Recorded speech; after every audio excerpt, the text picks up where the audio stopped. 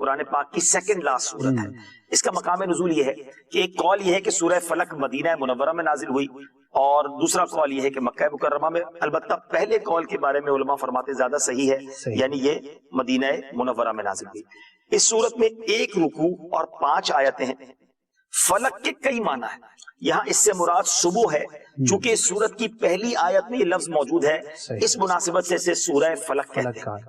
سورہ فلق اور سورہ ناس ان دونوں کے کمبائن فضائل احادیث میں بیان ہوئے۔ میں 1 یا 2 حدیثیں پیش کر دیتا ہوں۔ مسلم شریف کی حدیث ہے، حضرت عقبہ بن عامر رضی اللہ تعالیٰ عنہ سے روایت ہے کہ نبی پاک علیہ الصلوۃ والسلام نے ارشاد فرمایا، کیا تم نے نہیں دیکھا کہ آج رات مجھ پر ایسی آیتیں نازل ہوئی ہیں جن کی مثل نہیں دیکھی گئی؟ وہ آیتیں قل اعوذ برب الفلق اور قل اعوذ برب الناس، یعنی یہ دونوں صورتوں کے بارے میں نبی پاک علیہ الصلوۃ والسلام نے فرمایا۔ اسی طرح پیارے آقا علیہ الصلوۃ والسلام نے ایک اور جگہ فرمایا، میں تمہیں وہ کلمات نہ بتا دوں جو شریر جنات اور نظر بد سے اللہ تعالیٰ کی پناہ طلب کرنے میں سب سے افضل ہے۔ انہوں نے عرض کی صحابہ کرام نے کہ حضور ضرور بتائیے، تو آپ نے فرمایا وہ کلمات یہ دونوں صورتیں ہیں، قل اعوذ برب الفلق اور قل اعوذ برب الناس۔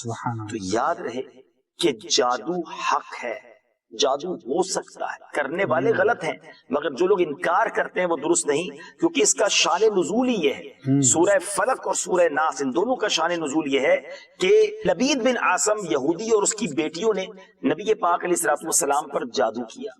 پیارے آقا علیہ الصلوۃ والسلام کے جسم مبارک اور ظاہری اعضاء پر اس کا اثر ہوا، البتہ نبی پاک کی عقل مبارک اور اعتقاد پر کسی قسم کا اثر نہ ہوا۔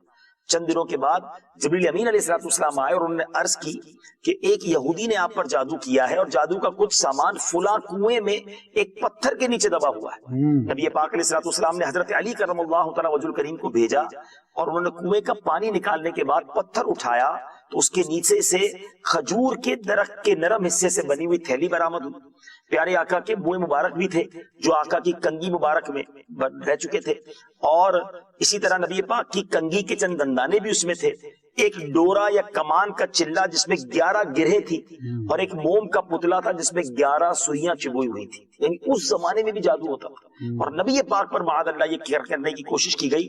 یہ سب سامان جب نبی پاک کی بارگاہ میں حاضر کیا گیا تو اللہ تعالیٰ نے یہ دونوں صورتیں نازل فرمائیں، 11 آیتیں اس میں۔ آپ ذرا غور سے سمجھیے گا، سورہ فلق میں 5، سورہ ناس میں 6، یہ 11 آل ٹوگیدر آیتیں نازل ہوئیں، اور ایک ایک آیت پڑھتے جاتے میرے آقا گرہیں کھلتی گئی، اور جب سب گرہیں کھل گئی نبی پاک علیہ الصلوۃ والسلام بالکل تندرست ہو گئے۔ آج بھی علماء کہتے ہیں کہ کوئی شخص صبح گھر سے نکلتے وقت، رات کو سوتے وقت اول آخر درود پاک پڑھے، سورہ فلق اور سورہ ناس